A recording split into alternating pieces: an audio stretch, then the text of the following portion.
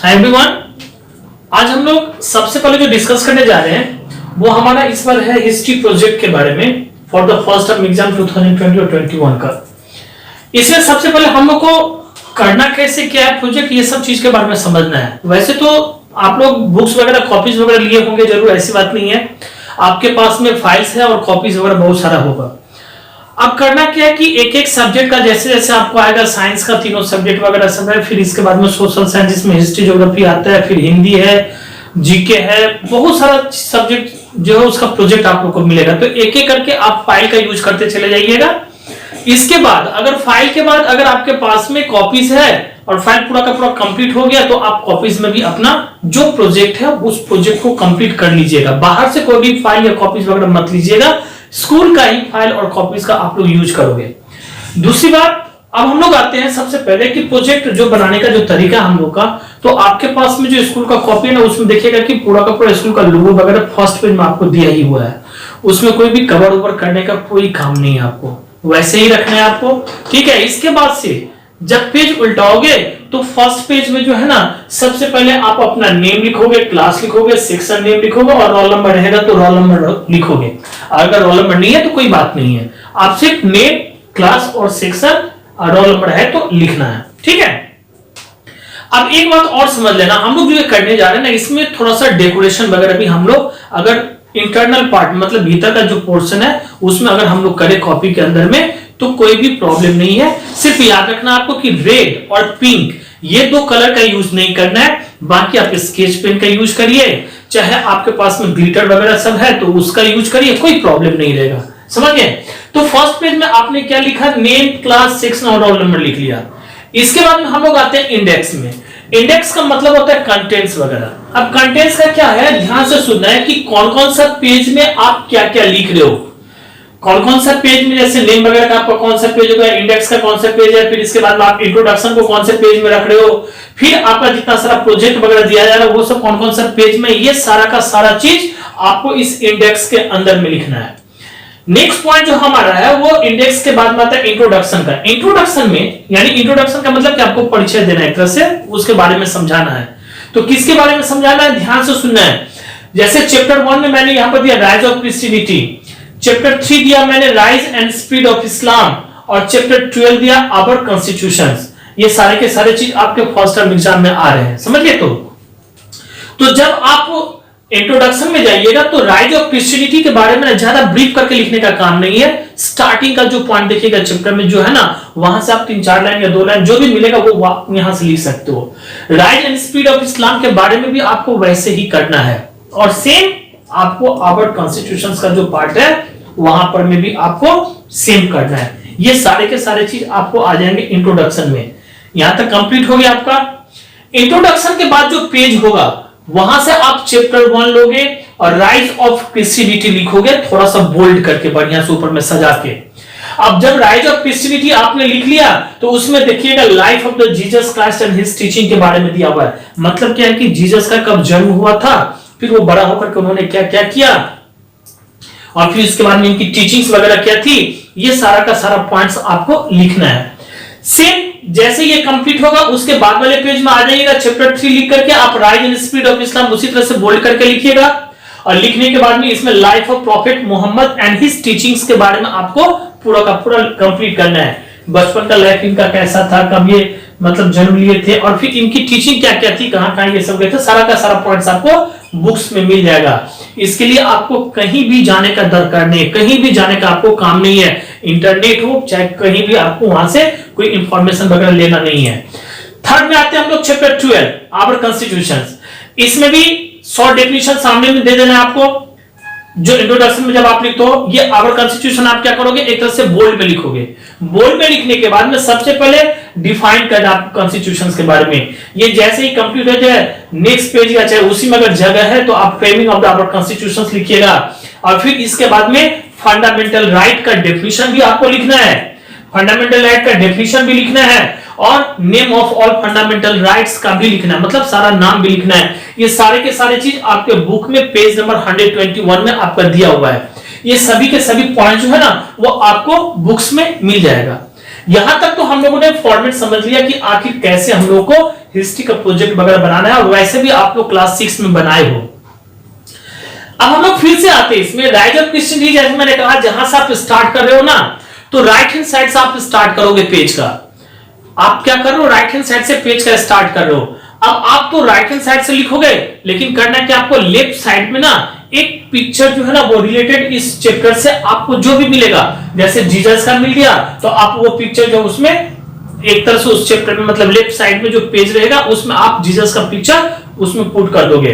फिर जब आप प्रॉफेट मोहम्मद में आओगे तो प्रॉफेट मोहम्मद का जो अगर पिक्चर आपका बुक में मिल जाता है तो आप सेम उस चैप्टर में जब जाओगे लिखने लग जाओगे तो लेफ्ट साइड में ना कॉलम में आप प्रॉफेट मोहम्मद का एक पिक्चर लगाओगे।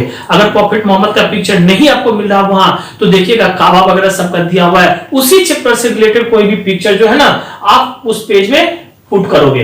अब कॉन्स्टिट्यूशंस में तो बहुत सारे पिक्चर वगैरह भी है, वो सब वहां से ऐसे करके ही लेना है। इसके लिए आपको या तो सिंपल जेरोक्स जिसको हम लोग कहते हैं ब्लैक एंड व्हाइट वो करवाइए, या फिर नहीं तो कलर जेरोक्स है तो वो करवाइए। जो भी आपको सुविधा लगे, जैसे भी हो उस हिसाब से आप एक एक करके फोटो वगैरह जो है ना कम से कम आप जो है वो इस तरह से पुट कर दोगे।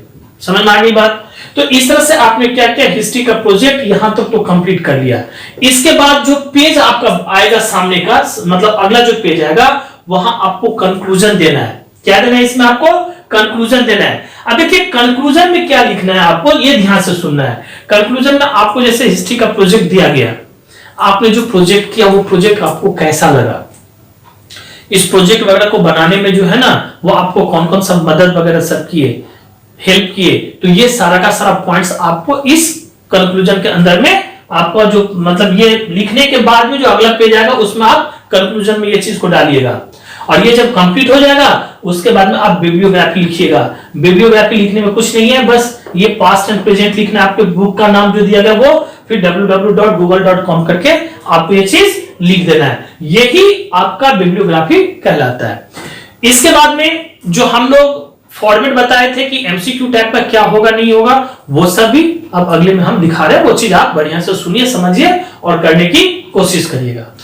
अब जो अगला पॉइंट हम लोग डिस्कस कर रहे हैं, यहां तक तो हम लोग का प्रोजेक्ट का था, लेकिन अब जो अगला पॉइंट डिस्कस कर रहे हैं हम लोग वो एक तरह से format of MCQ type question and about the online examination.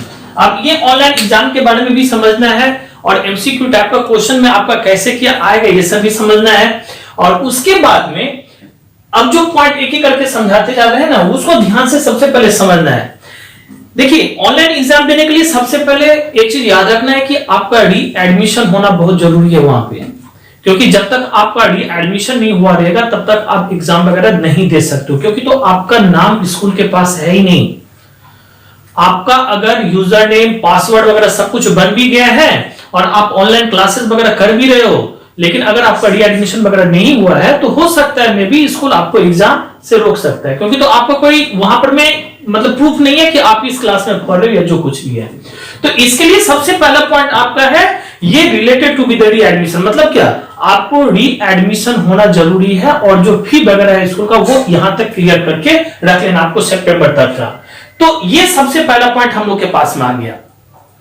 Second, first में हम लोगों ने क्या किया, एक तरह से देखा क्या कि आपका री एडमिशन ये बहुत जरूरी है। एक तरह से ये चीज आपको याद भी रखना है, ठीक है, ये री एडमिशन होना आपका जरूरी है। जब तक आपका री एडमिशन नहीं होगा तब तक फिर आप नहीं कुछ कर सकते हो। ये आपका फर्स्ट टर्म एग्जाम है, इतना ध्यान रखना है, यूनिट टेस्ट ये नहीं है, ठीक है। और हर सब्जेक्ट का कितना मार्क्स होगा, प्रोजेक्ट का क्या मार्क्स होगा, सभी टीचर अपने अपने हो सकते हैं कि वो लोग डिस्कस कर देंगे, आप लोगों को पता चल जाएगा। अब आती है बात सेकेंड कि आपके पास में ना रूटीन जरूर मिल गया होगा। अगर नहीं मिला होगा तो एनीवे आप जैसे भी होगा आप अपना रूटीन जो होता है ना एग्जाम का, कब कब क्या क्या है नहीं है, ये चीज जरूर आप लोग ले लीजिएगा जहां से भी होगा। इसके बाद में फिर आगे की बातें होगी। अब आता है बात क्या कि इसमें फर्स्ट टाइम जो हम लोग का ये जो हो रहा है एक तरह से एमसीक्यू टाइप का होगा। तो एमसीक्यू टाइप का मतलब क्या होता है, ये चीज मैंने पहले वाले वीडियो में भी बताया था आपका कि वहां पर मल्टीपल चॉइस क्वेश्चन जिसको हम लोग कहते हैं। मतलब क्या होगा कि एक तो आपका क्वेश्चन रहेगा और उससे रिलेटेड जो है ना आपका पॉइंट रहेगा, चाहे वो 3 पॉइंट रहे चाहे वो 4 पॉइंट रहे, इस तरह से आपको पॉइंट दिया जाएगा। अब ये भी डिपेंड करता है आपका कि उसमें आपका वो जो वन वर्ड का जो होगा वो कैसे होगा, वन वर्ड को कैसे टीचर जो वो अपना चेंज करके उसको क्वेश्चन बनाएंगे, आपको ऑप्शंस दे सकते हैं, समझ गए। इसी ऑप्शंस में आपको क्या करना है, एक तरह से खोज के जो सही आंसर होगा वो लिखना है। अगर हम लोग ना एग्जांपल ले, अब जिसमें मैंने कहा कि वन वर्ड होगा, फिलअप होगा, सर्कल भी हो सकता है, ट्रू फॉल्स वगैरह भी आ सकता है, ये सभी के सभी चीज ही इसमें इंक्लूड रहेंगे, इसलिए एक्सरसाइज करना मत भूलिएगा और पूरे चैप्टर को बढ़िया से पढ़ना मत भूलिएगा, ये चीज याद रखिएगा। अब है जैसे हम एग्जांपल में लेते हैं कि सर अगर मान लिया आप लोगों के मन में ये बात होगी कि मतलब फिलअप से कैसे क्वेश्चन बन सकता है नहीं है, तो मैं यहां पर मैं एक फिलअप लिख रहा हूं, उसके बाद में उसी के बारे में भी समझा रहा हूं कि आखिर ये क्या है नहीं है, ठीक है। अब जैसे मैंने एक फिलअप लिखा, द हिस्ट्री ऑफ एंशिएंट, ध्यान से देखना है, the history of ancient, the history of ancient Egypt is divided,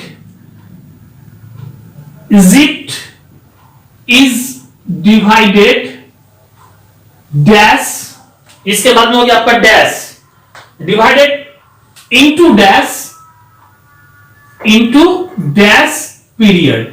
मैंने एक यहां पर में ना फिलअप लिखा। देखिए ये फिलअप से कैसे क्या एक तरह से हम लोग बना सकते हैं। अब यहां पर मैं ऑप्शंस में ऑप्शन नंबर 1 इसमें आपका दे दिया गया 5, ऑप्शन नंबर 2 इसमें दे दिया गया 3, ऑप्शन नंबर 3 इसमें दे दिया गया 4, ठीक है। हमने दिया ऑप्शन नंबर 1 में 5, ऑप्शन नंबर 2 में 3 और ऑप्शन नंबर 3 में 4, और 4 में मैंने दिया आपका ऑप्शन 2। ये मैंने 4 ऑप्शन दे दिया। अब देखिए रिलेटेड क्वेश्चन है, रिलेटेड कितने मार्क्स के होंगे ना होंगे वो आपके टोटल क्वेश्चंस के ऊपर में डिपेंड करते हैं, और टीचर आपको एक्सप्लेन कर सकते हैं वहां पर में कि आपको किस तरह से कितने मार्क्स वगैरह के वो चीज दिया जाएगा, या फिर आप देखिएगा क्वेश्चन में टोटल मार्क्स वगैरह भी लिखा हुआ आपको मिल ही जाएगा। अब इसमें आते हैं हम लोग, the history of the ancient Egypt divided with the dash period, number 1 5, number 2 3, number 3 में 4 और नंबर 4 में 2। हम लोगों ने जब डिस्कस किया था तो शायद आपको याद होगा कि हम लोग इजिप्ट का जो खास करके उस समय में जो एंशिएंट इजिप्ट का जो खास करके अगर हम लोग देखते हैं पीरियड की बात ना, तो वो 3 पीरियड्स में डिवाइड किया गया था, याद है या नहीं है। तो उसी तरह से हम लोग क्या करेंगे, यहां पर में जो 3 वाला पॉइंट होगा ना, 3 वाले पॉइंट में क्या करेंगे, टिक कर देंगे। राइट मारने का तो काम नहीं, राइट आप मार ही नहीं पाओगे, जस्ट टिक करोगे। आपके पास में जिस तरह से ऑप्शन रहेगा उसी ऑप्शन में जाकर के आपको जैसा लगेगा उस ऑप्शन को आप क्या करोगे, टिक करोगे। तो इस तरह से ही आपको वहां पर में फिलअप टाइप का आपका दे दिया जाएगा। कोई ज्यादा उतना बड़ा वाइटल या कुछ ऐसा है नहीं जो कि मतलब पहले से हम लोग डर जाएंगे, एकदम पूरा इजी वे में है, इजी वे में लेना है। आपके पास में इनफ टाइम रहेगा, क्वेश्चन जितने सारे दिए जाएंगे ना, उस क्वेश्चन को पढ़ने का, उस क्वेश्चन को सही से समझने का, फिर आंसर में टिक करने का बहुत सारा सा टाइम रहेगा, उसको उसी तरह से आपको यूज करना है। अगर रिलेटेड आपका सर्कल जैसे हम लोग कहते हैं ना कि सर्कल से रिलेटेड जो भी रहेगा आपको ऑप्शन वहां पर में दिया पड़ेगा। एक क्वेश्चन है आपके पास में कि the Egyptian king was called the pharaoh और द सुल्तान, ये एक तरह से 2 पॉइंट दे दिया जाएगा कि इजिप्शियन किंग को उस समय में फेरो कहा जाता था या फिर सुल्तान कहा जाता था। मैंने क्या कहा, यहां पर मैं आपका सर्कल करने वाला है, तो वहां पर मैं आपका पॉइंट दिया जाएगा कि इजिप्शियन किंग को उस समय में क्या कहा गया था, फेरो कहा गया था या सुल्तान। तो जो भी आंसर आपको लगेगा कि ना ये फेरो होगा तो उसका पॉइंट में नाम रहेगा, और अगर सुल्तान है तो दूसरा पॉइंट में सुल्तान लिख दिया जाएगा। ये नहीं कि उसमें ऑब्लिक जैसा दिया हुआ रहेगा, जस्ट आपको वहां पर में क्लिक करना है। जो भी फेरो होगा तो फेरो या फिर सुल्तान होगा तो सुल्तान, जो भी आपको आंसर आपने याद किया है वो उसमें आपको टिक करना है। ऐसे ही आपका क्या रहेगा ना, सारा का सारा इसी तरह से रिलेटेड क्वेश्चन रहेंगे, शॉर्ट क्वेश्चन वगैरह रहेंगे, एक एक करके उसका मतलब हो सकता है कि जैसे हम लोग शॉर्ट क्वेश्चन लिखते हैं। अब शॉर्ट क्वेश्चन मैंने इससे पहले वाले वीडियो में भी आपको समझाया था कि आखिर शॉर्ट क्वेश्चन का आंसर किस तरह से होगा। तो क्वेश्चन आपका यहां से भी बन सकता है या चाहे जो भी है, शॉर्ट क्वेश्चन में भी आपका ऑप्शंस रहेगा, बस ऑप्शन को आपको टिक करना है, इससे ज्यादा और कुछ करने का काम नहीं है। चलिए ये तो हो गया आपका रिलेटेड एग्जाम से कि कैसे क्या होगा नहीं होगा। अब हम लोग आते हैं, कुछ कमेंट्स वगैरह भी आया हुआ है हमारे मोबाइल्स में, मैसेज वगैरह में, कि देखें कि उसमें क्या क्या, बहुत सारे बच्चे का बहुत सारा सा अलग अलग तरीके का जो है ना वो कमेंट्स वगैरह आया हुआ है, और उसी कमेंट्स को लेकर के भी हम लोग अभी जो है ना वो थोड़ा सा डिस्कस करते हैं। हम लोग फर्स्ट कमेंट लेते हैं, एक बच्चे से बोलिए चाहे गार्जियन जो भी है, उन्होंने लिखा है कि 21 सितंबर से जो हम लोग का एग्जाम होने वाला है, क्या वो ऑनलाइन एग्जाम होगा या फिर ऑफलाइन एग्जाम होगा? सही बात है। अब ध्यान से समझना है इसको। देखिए हम लोग का जितने सारे वीडियोस वगैरह जा रहे हैं आपको, वो आपका समझे तो एक तरह से ऑफलाइन का ही है, क्योंकि उसमें क्या है कि आप कभी भी आप उसको खोल के देख सकते हो। ऑनलाइन क्या क्या होता है कि एट अ मोमेंट आपको वहां पर में प्रेजेंट रहना होता है। तो श्योर ये एक तरह से आपका ऑनलाइन एग्जाम हो रहा है। क्यों हो रहा है ऑनलाइन एग्जाम? हम बता रहे हैं कि देखिए आपका एग्जाम का ना एक टाइम दिया गया है। अब टाइम शायद आपके पास जो नोटिफिकेशन गई है ना, उसमें शायद 10:45 वगैरह का टाइम दिया गया है। जो भी है, हो सकता है मे बी ये टाइम वगैरह आपका इसी तरह से रहे या फिर जो भी है चेंज हो जाए। तो ये चीज समझने का बात है। जो अगर चेंज भी होती है तो आपके पास नोटिस जाता है, नहीं तो ये आपके पास में टाइम है। कहने का मतलब क्या कि जैसे 10:45 टाइम दे दिया ना, तो आपको क्या करना है, अपने मोबाइल को लॉगिन करके 10:45 में आकर के आपको ठीक बैठ जाना है मोबाइल के पास में, और 15 मिनट के अंदर में आपके पास में टाइम देगा। क्या होगा कि फिर 11 से जो है ना वो एग्जाम जैसे आप लॉगिन करते हो ना, तो स्कूल से जैसे वहां से सारे के सारे फॉर्मेट वगैरह दिया जाएगा आपका क्वेश्चंस का, वो आपके मोबाइल पे आ जाएगा, और वहां से 11 बजे से आपकी एग्जाम क्या होगी, स्टार्ट हो जाएगी। और 1 घंटे का चाहे कोई पेपर आपका 30 मिनट का, जैसे जैसे जो पेपर रहेगा टाइमिंग भी आपका लिखा हुआ रहेगा उसमें, वो आपको क्या होगा, टाइम आपको पता चल जाएगा कि कितने घंटे का या कितने मिनट का ये पेपर मेरा हो रहा है। तो फिर 11 बजे से यानी कि 15 मिनट पहले ही आपको मोबाइल लेकर के बैठ जाना है, वहां से आपको हटना नहीं है। और जैसे ही क्वेश्चन का फॉर्मेट आएगा, आप वहां से एक एक करके क्वेश्चन पढ़ते चले जाओगे, टिक करते चले जाओगे। 1 घंटे का होगा तो 1 घंटा एग्जाम देना है, 30 मिनट का होगा तो 30 मिनट का एग्जाम देना है। इस तरह से आपका जो है ना एक एक करके प्रोसेस चला जाएगा। तो इसको हम लोग ऑफलाइन नहीं बल्कि ऑनलाइन के नाम से ही जान सकते हैं और कह सकते हैं। अब हम लोग आते हैं सेकंड में। सेकंड में दिया हुआ है कि फर्स्ट टर्म होगा या फिर ये यूनिट टेस्ट होगा। तो मैंने कितने सारे वीडियोस वगैरह बनाया है, तो उसमें भी मैंने ये चीज कहा है कि देखिए ये आपका फर्स्ट टर्म है, यूनिट टेस्ट नहीं है। अगली बार अगर यूनिट टेस्ट होती है तो आपको पहले ही इंफॉर्मेशन दे दिया जाएगा, ये आपका फर्स्ट टर्म का ही एग्जाम होगा। ये सेकंड कमेंट था हमारे पास में। अब थर्ड कमेंट्स क्या आता है, ध्यान से सुनना है कि अगर गलती से कोई ऑप्शन टिक हो गया, ध्यान से सुनना है, अगर गलती से कोई ऑप्शन अगर टिक हो गया तो क्या फिर मैं ठीक कर सकता हूं या नहीं? ये चीज भी बहुत मतलब बड़ी बात है। ये सब सारे के सारे कमेंट्स वगैरह जब आते हैं ना, तो सुन के ना एक तरह से मन में ये भी लगता है कि नहीं, हमारे बच्चे जो है ना बहुत मतलब ऑनलाइन को लेकर के बहुत और अच्छा सा सोचने लगे, अच्छा सा करने लगे हैं। सही बात है। देखिए आपके पास होता है क्या कि समय है बहुत, मतलब जो भी रहता है, और क्वेश्चन भी बहुत ज्यादा रहता है, तो उसी हिसाब से आप देखते जा रहे हो, टिक करते जा रहे हो। हाँ, बाय चांस अगर आपका बाय मिस्टेक कोई गलती हो गया, उसमें किसी का जो ऑप्शन होना चाहिए आपने क्या किया, गलत ऑप्शन डाल दिया, और फिर आप आगे बढ़ गए, या फिर आपने नंबर 1, नंबर 2, नंबर 3, नंबर 4 ये क्वेश्चन का आंसर टिक किया, 5, 6, 7 आपको नहीं आता है, आप आगे बढ़ गए, 8, 9, 10 वगैरह समय चले गए, आपका 5, 6, 7 क्या हुआ, छूट गया। तो अगर गलती ऐसा कुछ होता है, या तो आपका छूट जाता है या फिर आप गलती ऑप्शन उसमें डालते हैं, तो आप क्या कर सकते हो, वहां से रिटर्न बैक कर सकते हो। जैसे ही आपका कंप्लीट हो जाता है, आप वहां से रिटर्न बैक कर सकते हो, उस क्वेश्चन में आ सकते हो। जो ऑप्शन आपने गलत किया होगा, आपको लगा, तो आप फिर उसको ठीक कर सकते हो। फिर जो क्वेश्चन आपने छोड़ दिया, छोड़ने के बाद में आप आगे बढ़ गए, फिर आप उस क्वेश्चन में भी जा सकते हो, कोई दिक्कत नहीं। इसमें आपको वो सारा का सारा जो प्रेफरेंस दिया है ना, वो दिया गया। बच्चे एक तरह से ये अगर आगे वगैरह कर सकते हैं, ऐसी कोई दिक्कत नहीं होगी। एक कमेंट्स और आया है मेरे पास में, जिसमें दिया गया कि सर ये जो खास करके फर्स्ट टर्म का जो क्वेश्चन आंसर होता है ना, वो कहां लिखना है। मैंने बहुत सारा वीडियो वगैरह भी बनाया, उसमें भी मैंने कहा है कि ऑनलाइन वगैरह में लिखने का उतना सारा जो है ना प्रोसेस नहीं रहता है, बस टिक मार्कर रहता है, एमसीक्यू टाइप का आपका क्वेश्चन रहेगा, आपके पास में सिर्फ टिक करने का एक ऑप्शन रहता है, आप सिर्फ उसको ऑप्शन में टिक कर सकते हो। लिखने का कहीं नहीं है, इसमें आपको लिखने का कोई काम नहीं है, बस आपको जस्ट टिक करना है और कुछ करने का काम नहीं है। यहां तक कमेंट्स है, और बहुत सारे कमेंट्स वगैरह आ रहे हैं, तो जैसे जैसे और मौका लगेगा, अगर कोई और ऐसी प्रॉब्लम वगैरह आते हैं आप लोगों को भी, तो आप लोग जरूर कमेंट्स में दिखाइएगा, कमेंट्स में लिखिएगा, और उसका जहां तक हो सकेगा हम कोशिश करेंगे कि उसका जो सही आंसर होगा हम आपको प्रोवाइड कर सकते हैं। अब हम लोग आते हैं नेक्स्ट जो कमेंट्स है मेरे पास में, इसमें दिया गया कि फॉर मतलब प्रैक्टिकल फाइल के लिए दिया गया, उसमें लिखा गया कि रूटीन के जो नीचे में लिखा हुआ है लास्ट में, उसका मतलब क्या है। अब आप जब रूटीन देखिएगा ना, तो उसमें आपका प्रोजेक्ट फाइल के बारे में लिखा गया है, ध्यान से देखिएगा, उसमें आपका दो तरह का डेट दिया गया, एक सबमिशन डेट है और एक आपका रिटर्निंग डेट है। सबमिशन डेट का मतलब क्या होता है हम आपको समझाते हैं, और फिर रिटर्न डेट का मतलब क्या होता है आपको वो भी हम समझाएंगे। एक एक करके पॉइंट हम लोग आते हैं। सबसे पहले यह है आपका सबमिशन का अर्थ क्या होता है हम बता रहे हैं, ध्यान से सुनना है। सबमिशन डेट आपके पास में 6 के लिए अलग, 7 के लिए अलग और 8 वालों के लिए भी अलग से दिया गया है। अब ध्यान से देखना है सबमिशन क्या कहते हैं। जैसे कि अभी क्या है कि आपको सारे टीचर आपको प्रोजेक्ट वगैरह अपने अपने सब्जेक्ट का दे रहे हैं, और जैसे मैंने कहा कि आपके पास में कॉपीज है, फाइल है, आप उसी में अपना स्कूल का प्रोजेक्ट बनाइएगा।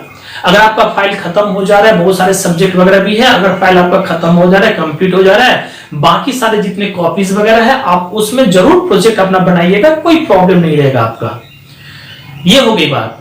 अब करना है कि जैसे जैसे टीचर आपको प्रोजेक्ट दे रहा है वैसे ही आपको क्या करना है, वो प्रोजेक्ट आपको उस कॉपी में या उस फाइल में लिख के आपको पहले से ही कंप्लीट करके रख लेना है। जैसे क्लास 6 वालों के लिए मेरे हिसाब से शायद आपको का जो सबमिशन डेट दिया गया है वो 6 अक्टूबर का दिया गया है, 6 अक्टूबर का दिया गया है। आपको क्या करना है ना, इस डेट में आपको क्या करना है, 6 तारीख को यानी कि अक्टूबर महीने के 6 तारीख को आपको फाइल जो आपको सबमिट कर देना है। स्कूल में जाकर के अपना फाइल आपको सबमिट कर देना है, चाहे गार्जियन ही जाएंगे, अभी तो जो पोजीशन है उस तरह से ना, अगर बच्चे भी जाना चाहते हैं तो जा सकते हैं, कोई दिक्कत नहीं होगा। लेकिन हाँ कोशिश करिएगा कि गार्जियन ही आपका फाइल लेकर के जाए और जहां से बुक्स कॉपीज वगैरह लिया गया था वहीं जाकर के वो फाइल जो है वो जमा करे। तो ये 6 तारीख को आपका क्या हो जाएगा, फाइल आपका जमा हो जाएगा। जमा होने के बाद में आपका फाइल क्या होगा तो चेक किया जाएगा। अब टीचर के द्वारा जो है ना, हर सब्जेक्ट के टीचर क्या करेंगे, इस फाइल को चेक करेंगे, और चेक करने के बाद में क्या है, जैसे ही कंप्लीट हो जाएगा फिर टीचर वहीं पे अपना फाइल वगैरह जो है वो रख के, और आपको एक रिटर्निंग डेट भी दिया गया है, और सर रिटर्न फाइल का जो डेट दिया गया है वो आपको 6 मतलब क्लास 6 का ना 12/10 का दिया, यानी कि अक्टूबर महीने के 12 तारीख को ये आपको डेट दिया गया है। इस डेट को क्या करना है, आपको जाकर के आप वहां से फाइल ले सकते हो। आप 12 तारीख को जाइए, 13 तारीख को जाइए, कोई उतना भीड़ भड़का भी उतना बनाने का काम नहीं है, एकदम शांति से जाइएगा। जब भीड़ वगैरह कम रहेगा आप जाकर के अपना फाइल जो वहां से आप रिटर्न ले सकते हो। इसी तरह से आपका क्लास 7 का भी अगर हम लोग बात करें तो ये आपका 7 तारीख को सबमिशन का डेट दिया गया है, और क्लास 8 का 8 तारीख को सबमिशन का डेट दिया गया है। और इसी तरह से एक एक दिन के बाद में जो है ना वो आपका इसी तरह से, जैसे 12 को अगर रिटर्न हो रहा है 6 का तो 13 को रिटर्न हो जाएगा 7 का, और 14 को रिटर्न हो जाएगा 8 का। ऐसे करके आपका रिटर्निंग फाइल का डेट वगैरह भी दिया गया है। और ये चीज कंप्लीट आपका यहां पर में लगभग हो गया। सारा का सारा जो भी कमेंट्स वगैरह अभी तक आए थे और जो हमको लगा कि ना बच्चे को एक तरह से ये समझना जरूरी है, गार्जियन को भी ये चीज समझना जरूरी है, मैंने वो पॉइंट यहां तक डिस्कस कर दिया। और फिर अगर ऐसी कोई बातें होती है या कुछ ऐसे पॉइंट्स मेरे दिमाग में भी आता है रिलेटेड टू एग्जाम या फिर जो कुछ भी, तो वो भी हम आपको फिर जैसे जैसे वीडियोस वगैरह बनते जाएगा आपको उसमें दे दिया जाएगा। आप जरूर इस चीज को फॉलो करते रहिएगा। ओके, यहां तक सारा का सारा इंफॉर्मेशन जो भी था हमने दिया। ये फर्स्ट टर्म आपका जो है वो ऑनलाइन एग्जाम है। इसके लिए हम सभी के तरफ से, जितने भी हमारे टीचर्स वगैरह हम सभी के तरफ से, हमारे प्रिंसिपल मैम के तरफ से, जितने भी डायरेक्टर सब हैं सभी के तरफ से, पूरा होली क्लास फैमिली के तरफ से, होली क्लास स्कूल के फैमिली के तरफ से आप सभी को best of luck for the first term online exam. God bless all of you. मन से एग्जाम दीजिएगा, कोई घबराने का बात नहीं है। That's all.